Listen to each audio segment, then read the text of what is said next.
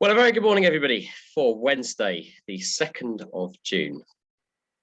Situation at the moment is high pressure has slipped away into Scandinavia, with low pressure just sat over the out towards the southwest. And what that's meaning is that we're now just starting to pick up a bit more instability at sort of higher levels, which would also bring the risk of extra cloud. Though at the moment, everything that's happening outside is purely heat driven. So any thermals today are going to be based on what temperature it gets to rather than anything else. But yeah, you can see this trough on the charts here. At midnight, it was sort of further out to the southwest, as you can see, just going over France. And there is evidence that there is a bit of weather on it. We're going to be sort of just off the edge of this. You never know, there might be a bit of a sort of a joining feature between these two.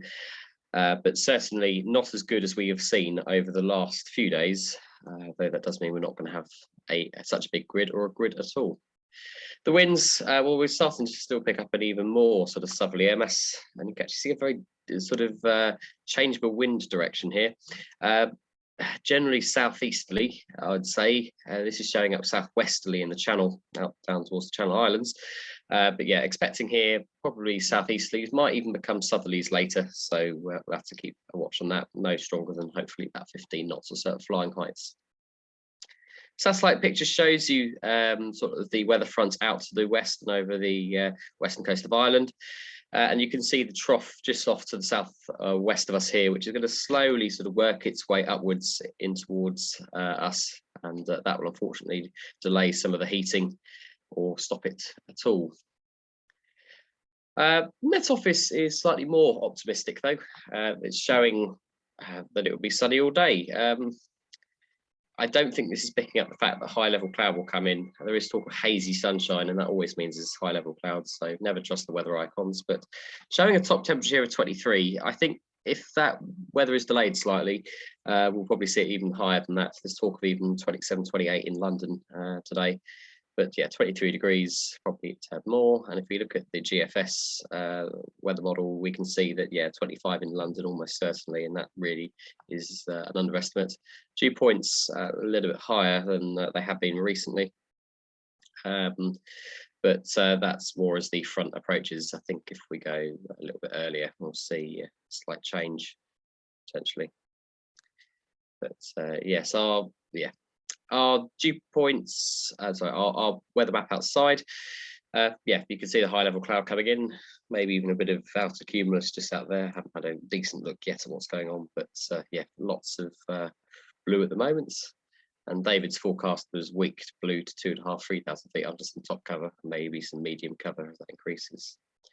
Temperature already at Lasham is a balmy 20.5 degrees. I wouldn't have thought that 2 weeks ago. And a dew point of 11.6. At Odium, we're looking at a sort of cavalcade for most of the day, and potentially just picking up from the south as the day goes on. We'll just look for another forecast. Yeah, and look at that potential prop 30 of thunderstorm and heavy rain. We'll have a look at the instability. There is a lot of energy in the sky, but nothing really excessive. I don't think we're going to see anything like the thunderstorms we had back in May, although I hope I'm not caught my words there. But yeah, we can see we will pick up a southerly a little bit later.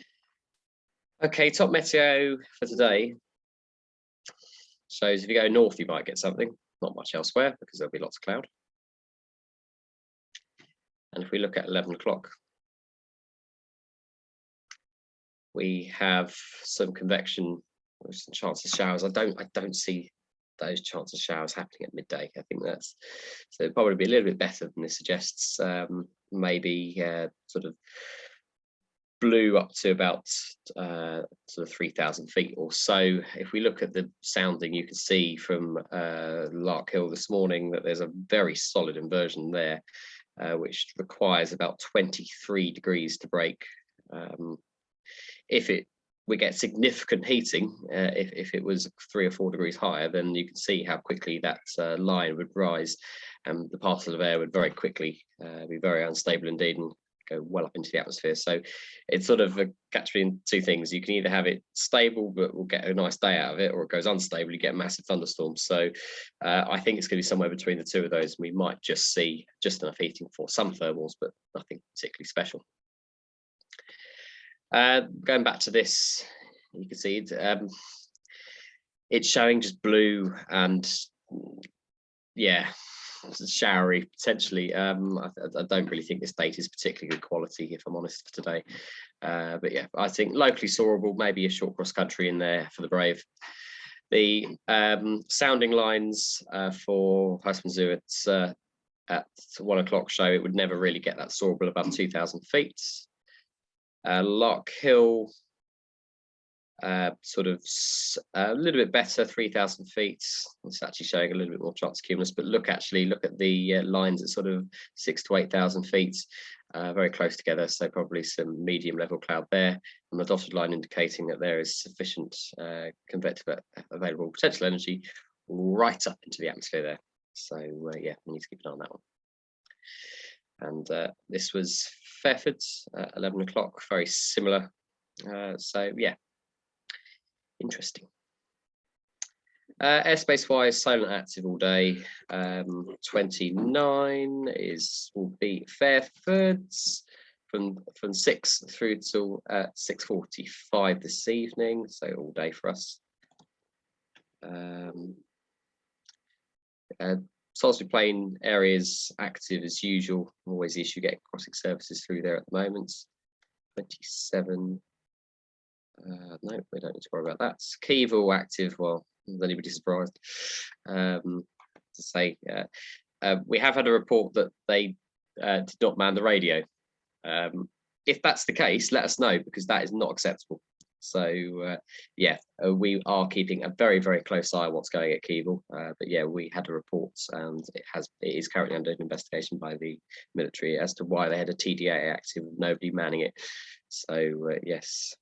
I think other than that, there's not particularly too much in the area. Sywell still busy with air displays, but I don't think we're going that far. Operationally with 09 again. I hope we can stay with 09 all day. We might have to move the wind well south as the wind sort of veers round to the south. We do have a couple of Navajos in today, one around midday from Doncaster and one going out at about 3. There will be a compass swing of a Navajo at about 3 as well. That does not require us to clear the runway. It may run its engines briefly, but it's not that excessive. The usual things, tug pilots to avoid all the noise avoidance areas that we've been very hotly sort of discussing over the last few days. Again, pop them, and just think very wisely about sort of routing at any time near instrument approach areas such as Gloucester or Cranfields, Cambridge, without speaking to them. It is a real thing that gliding needs to watch out for. We need to keep our noses clean, because otherwise this is the reason we get controlled airspace. So yeah, that's enough from me. The clubhouse and restaurant open till late again today, and unless there's a significant amount of you come to the runway, we'll launch you from there.